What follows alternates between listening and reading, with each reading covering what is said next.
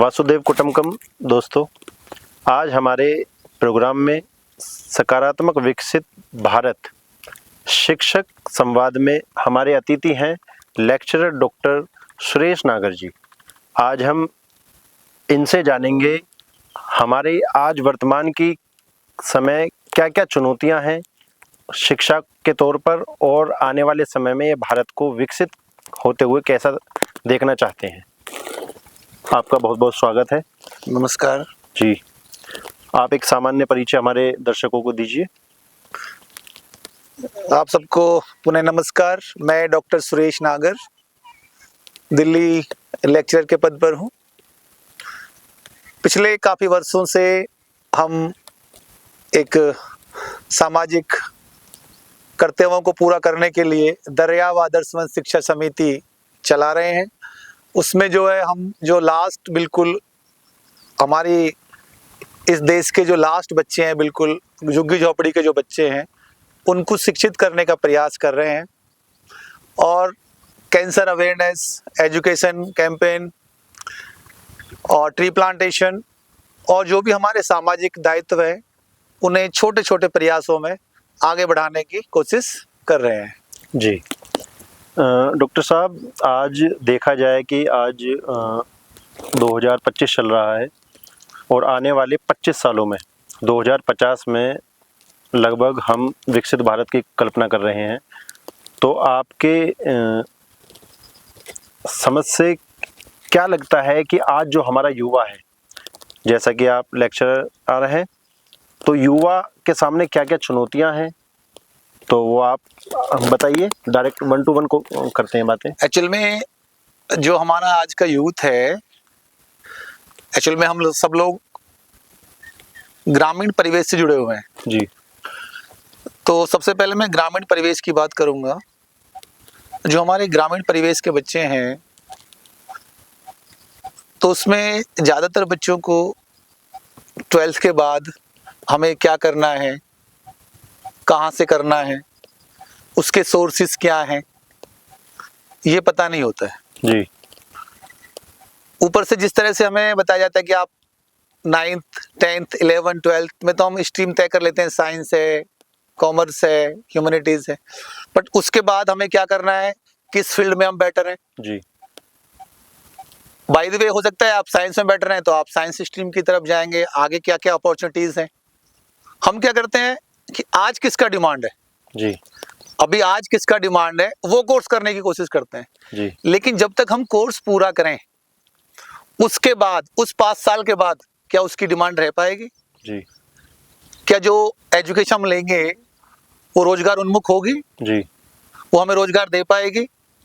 या हम बिजनेस करना चाहते हैं, जी। तो उस समय क्या हमारे उस बिजनेस के लिए वो उचित रहेगी? जी। तो ये एक प्लेटफॉर्म अगर हमें मिले, हमारे युवाओं को मिले, क्योंकि टैलेंट की कोई कमी नहीं है। सही समय पर सही दिशा और दशा अगर हमें मिले, तो गांव का यूथ और ग्रामीण जो हमारे युवक हैं बहुत आगे जा सकते हैं, बहुत ही अच्छा कर सकते हैं। जी। जी। जी, ये आपने बहुत ही अच्छा पॉइंट बोला है कि पेरेंट्स जो हैं वो कहीं ना कहीं सामाजिक दबाव के कारण बच्चों पर थोपते हैं कि भाई आप ये करो, आप ये करो। कहीं ना कहीं जो बच्चे के अंदर छुपा हुआ कौशल रहता है वो हमेशा के लिए दबा रह जाता है। जी।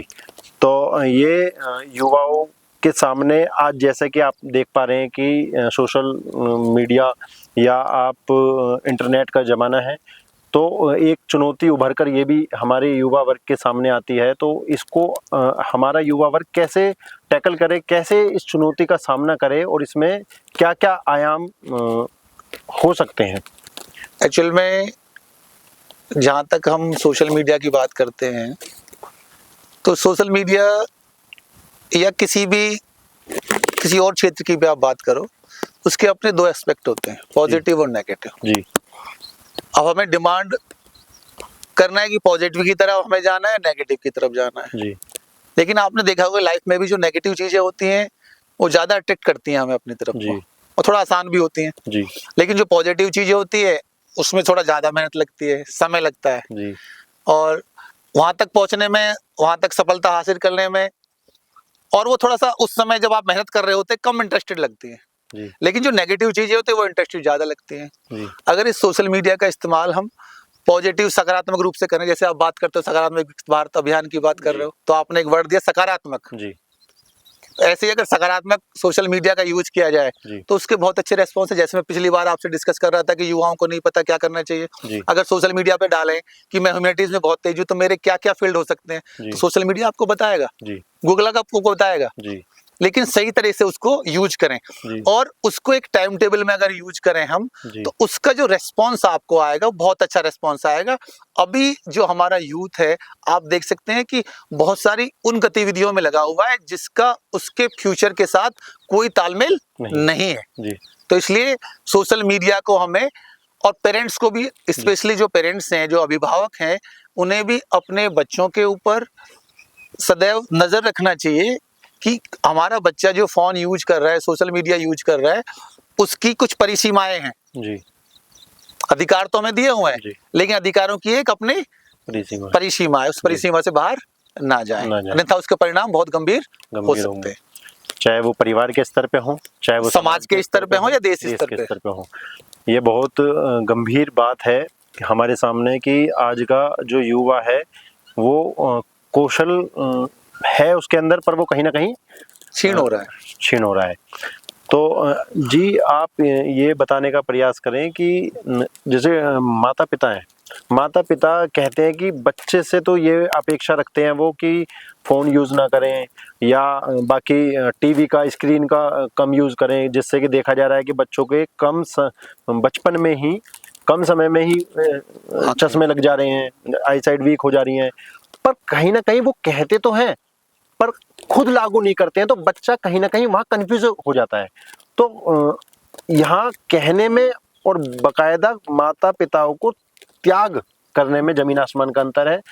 तो आप इसको कैसे देख पाते हैं? एक्चुअल में इसका एक, मैं आपको एक और फैक्ट है, जी शायद मैंने एक न्यूज़पेपर में पढ़ा था कि जिसका जो सॉफ्टवेयर बनाया जाता है, जी जो सोशल मीडिया का यूज करते हैं, वो सॉफ्टवेयर इस तरह से बनाया जाता है जो हमें अट्रैक्ट करता है अपनी जी तरफ। और बार बार आपने देखा होगा, आप रील्स देखते जा रहे हैं तो आप जी देखते ही चले जाते हैं। जी तो उसके लिए संयमित तरीके से आपने बहुत अच्छा क्वेश्चन ये किया है।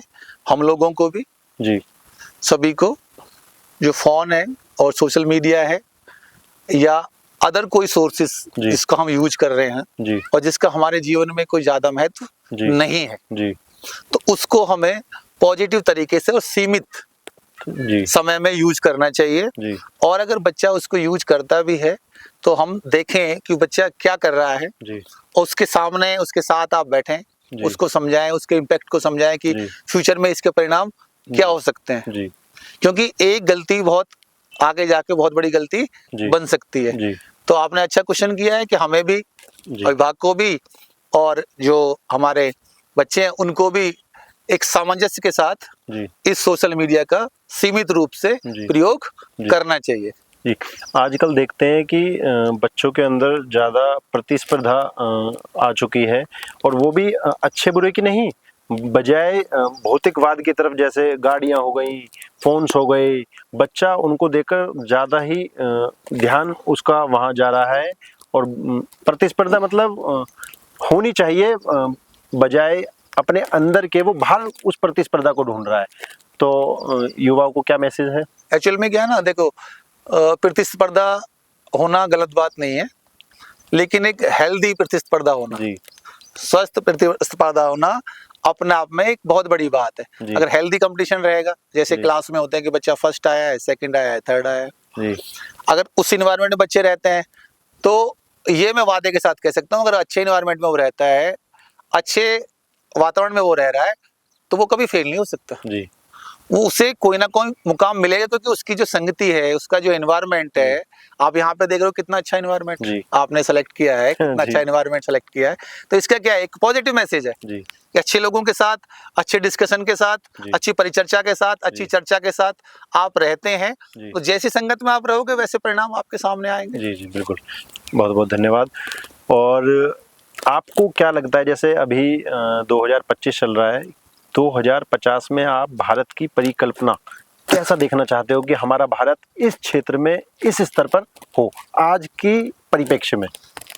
एक्चुअल में आज 2025 में हमारा जो देश भारत है, हम सब कहते हैं मेरा देश महान है। जी देश वास्तव में महान है, और विकसित भारत की जो परिकल्पना की गई है कि 2047 तक हम देश को विकसित जी बनाना है, हमें देश को विकसित बनाने के लिए सबसे जो ज्यादा जरूरी है, जी जो हमारी बेसिक रूट्स हैं, जी जैसे हमारे अपनी मौलिक चीजें हैं, जी। जैसे शिक्षा है। जी शिक्षा पे सभी का हक है, जी A to Z सबका हक है।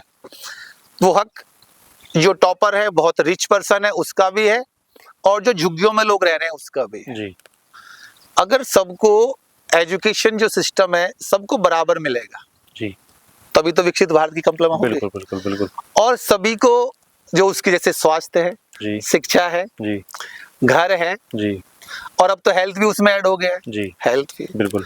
अगर ये चीजें सभी को मिलेंगी, लगभग 144 करोड़ लोग के आसपास हमारी अभी आबादी है, जी तो हम में से प्रत्येक को अगर ये लाभ पहुंचेगा, जी तो वास्तविक रूप से तब हम कह सकते हैं कि विकसित भारत की संकल्पना को हम पूर्ण रूप से पूरा कर सकते हैं। और उसके लिए बहुत ही अथक, ईमानदार जी और सर्वश्रेष्ठ मेहनत की जरूरत है। जी।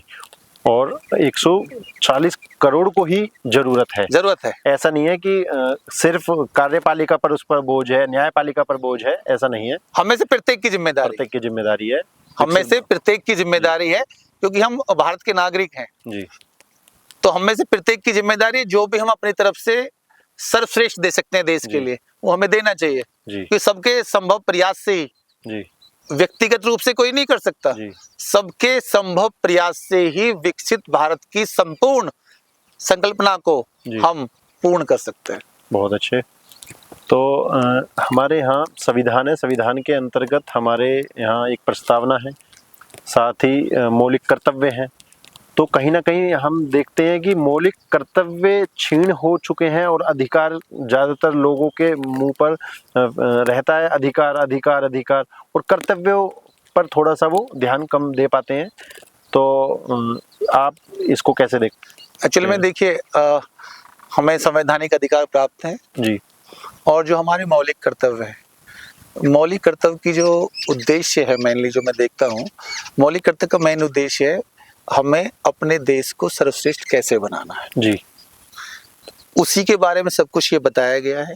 तो हमें अपने मौलिक कर्तव्यों को उसी तरह से यूज करना चाहिए, प्रयोग करना चाहिए, और अपने व्यवहार में उसको डालना चाहिए। जिस तरह से हम खाना खाते हैं ना, भूख लगते है खाना खा लेते हैं जी, इसी तरह से जो हमारे मौलिक कर्तव्य हैं, उनको भी हमें अपने लिए, अपने देश के लिए संपूर्ण रूप से प्रयोग करना चाहिए। और इसके लिए जो आपका ये प्रयास चल रहा है, आपका बहुत बेहतरीन प्रयास चल रहा है, जो हमारा यूथ है, और हम में से प्रत्येक को अपने मौलिक कर्तव्यों के बारे में पता होगा, तो आप और अच्छे से उनको आगे प्रयोग कर पाओगे। जी, आगे से बहुत बहुत धन्यवाद। आज हमारे इस परिचर्चा में डॉक्टर साहब ने बहुत ही आम भाषा में हम सभी को यह बताने की कोशिश की है कि किस तरीके से हम विकसित भारत में सहयोगी के तौर पर आ सकते हैं और आने वाले भारत को श्रेष्ठ भारत के रूप में देख सकते हैं। हमारी सबकी जिम्मेदारी है कि हम अधिकार के साथ साथ कर्तव्यों को पहले देखें, तो वो हम सब के लिए बेहतर होगा।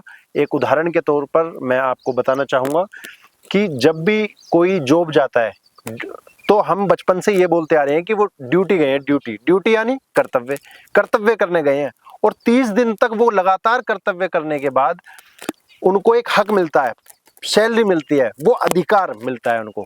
तो बिना ड्यूटी के राइट्स हमें कभी जिंदगी में नहीं मिल सकता। हालांकि हम बेशक कह रहे हो कि अधिकार मिल गए हमें, पहले हमें हमेशा कर्तव्यों पर ध्यान देना होगा। ऑटोमेटिक ये अधिकार हमें अपने आप मिल जाने हैं। बहुत बहुत धन्यवाद। धन्यवाद आपका जी, परिचर्चा में भाग लेने के लिए धन्यवाद। और अंत में बस एक बात और कहूंगा कि जैसे हमारे जो संवैधानिक अधिकार हमें मिले हैं, वो हमें डॉक्टर भीमराव अम्बेडकर जी ने जो हमें दिए हैं, अधिकार दिए हैं, तो उन अधिकारों के साथ साथ, और आप बार बार कह रहे हो, मौलिक कर्तव्यों का भी हमें ध्यान रखना चाहिए। बहुत शानदार परिचर्चा आपने की, उसके लिए आपका भी साधुवाद। धन्यवाद जी, नमस्कार।